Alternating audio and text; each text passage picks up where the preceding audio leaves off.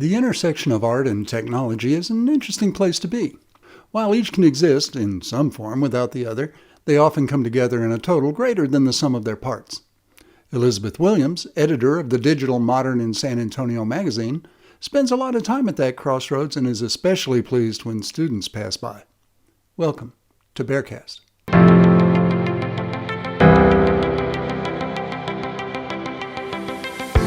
I'm Randy Langford, and this is BexarCast, a weekly interview with business, political, educational, and nonprofit leaders.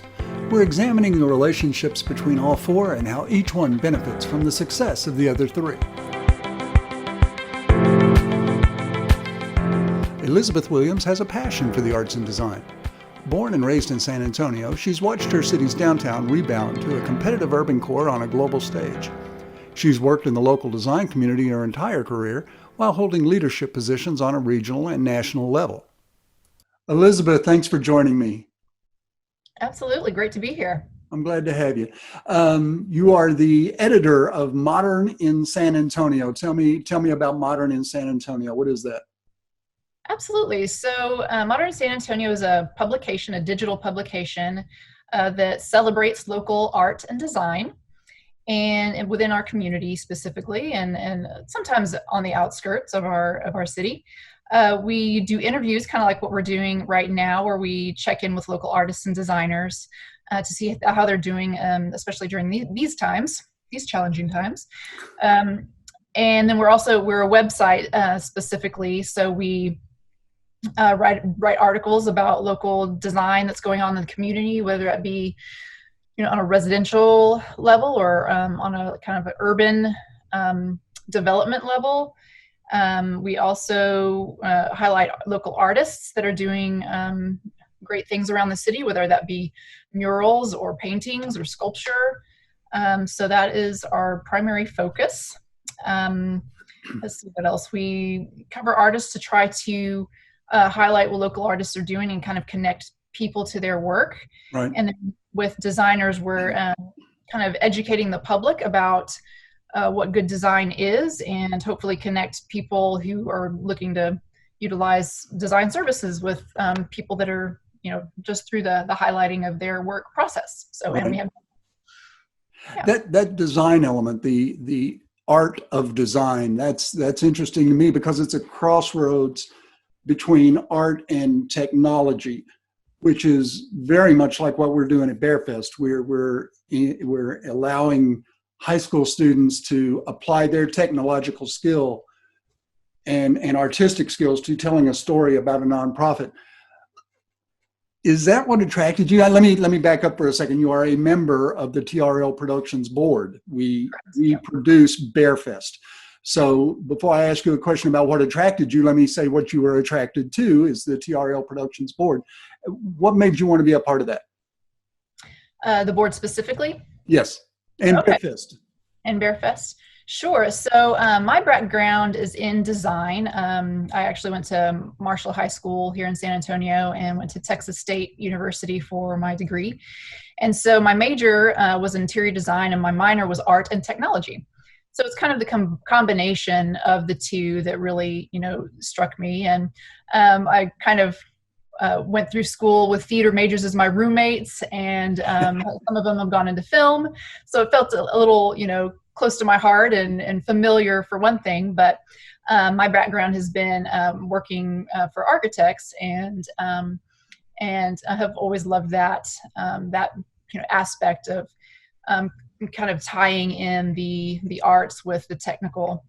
And so, BexarFest was one of those things that I was really excited to be involved in and be on the board and meet some really wonderful people who are specifically involved in kind of the visual arts and filmmaking. So I've really enjoyed it. And I know you have a commitment to educating, like you said, educating young people about career opportunities. And again, that's very aligned with what we do at BexarFest. And I know you convened the Modern in San Antonio Arts Advisory Panel last year. That was really interesting to let students hear from working professionals in several different fields, culinary arts, architecture. How did how did that come to be? How did you make that happen? What was your goal? Why did you do that? Sure. So my background, I grew up in San Antonio, and my family were engineers, and so I was kind of the different creative one within my family, and I always I didn't necessarily have access to creative professionals who could kind of guide me and kind of show me the ropes, so to speak. And so I had to kind of do all that research and digging myself to see what was out there. So I really wanted Modern in San Antonio to be a place where students could come and who maybe were similar to me, where they didn't have access to these creative professions and didn't even know they existed in some cases.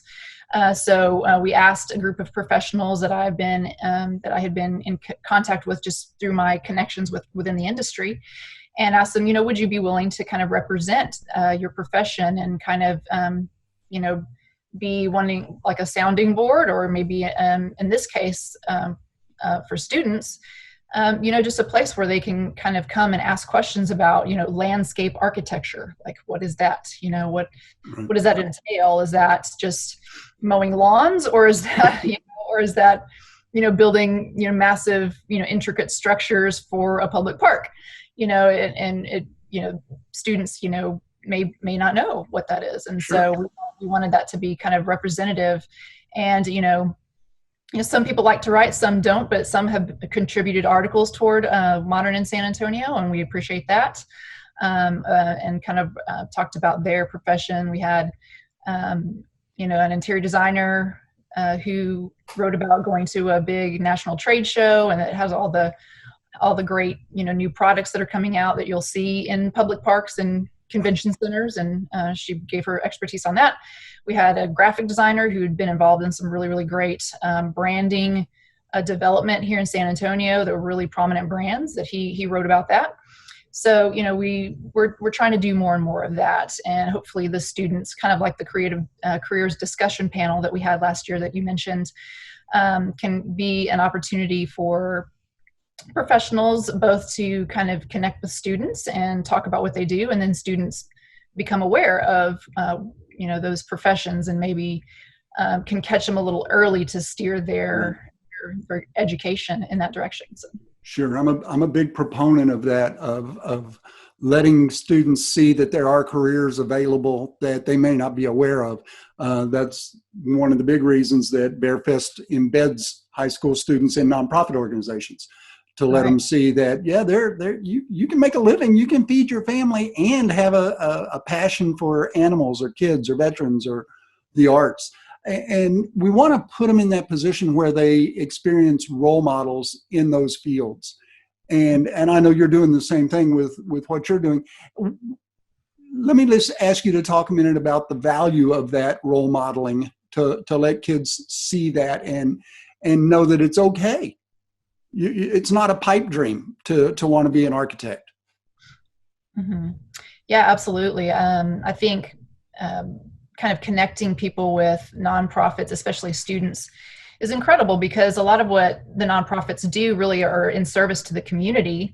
And a lot of, people just kind of going through average life don't realize these organizations that are really instrumental in helping our community. And so for one, I think the great thing that BexarCast is doing is making these students aware that these services exist. And so, if their loved one needed one of these services, they could kind of, connect them with that. Also developing communication skills. They have to research these nonprofits. They have to speak with their leadership and really understand their mission. And then in turn, in their creative way, be able to communicate exactly to the world how, in a creative way, how these nonprofits are helping our community. So I think it's just an amazing thing that BexarCast is doing. Yeah. Well, thank you. And I know you're involved in other nonprofits aside from BexarCast. You're a big part of the Creative Mornings program here in San Antonio, and you host your MISA meetups as well. Yes. Tell me about that.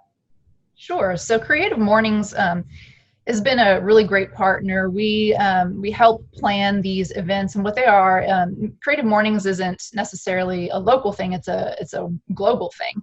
It started out in New York City by a woman named Tina who wanted to get together a group of friends and just have coffee and breakfast and hear from a speaker from the creative industries. So they started that, but it kind of went worldwide, and every state and nation really has a chapter within it. And so it's a really, really great way to connect with your community and your creative community. It's very, very relaxed. It's very, very friendly atmosphere. They always talk about hugs and high fives as their kind of slogan. So it's a really relaxed group. And I mean, you can have anything, a speaker that's a dancer, a musician, a TV personality, any of those creative professions. We talked a little bit about the Creative Mornings and the MISA meetups, and I find a lot of value in those, in that you are face-to-face. It's not virtual. These are real people. We eat real tacos, we drink real coffee, and we have real conversations. The world has taken on a virtual aspect, and I expect as social distancing takes effect, it will become more virtual. But what are your thoughts on the value of actually meeting face to face, giving especially kids that face to face interaction? Yeah, absolutely. I think Randy, I really just miss calling somebody up and say, hey, let's go to lunch. Oh, me too. I do that so many times where it's like, oh, I'll just call them, and no, I can't right now. How many times have you and I met for coffee? Yeah.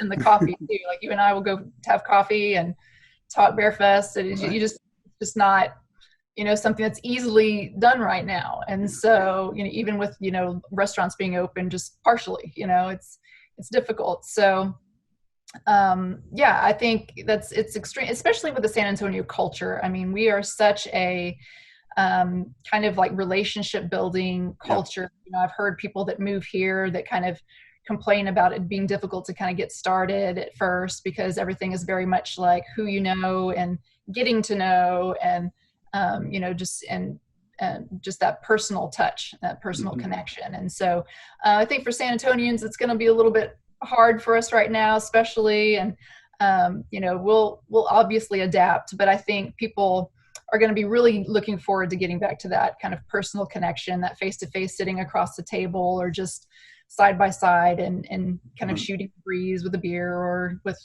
a soda. A beverage. And, whatever beverage you prefer. Right. When it comes to MISA meetups under Modern in San Antonio, we are a little more specific with that. We are a speaker series that's under, also Creative Mornings does this too, but we're under something called Fiesta for the Mind. TEDx is under it as well. It's a nonprofit organization, and we all put on speaker series to just bring awareness to the community on various topics. And so MISA Meetups is specifically, we try to have it in a space that is designed by an architect or interior designer.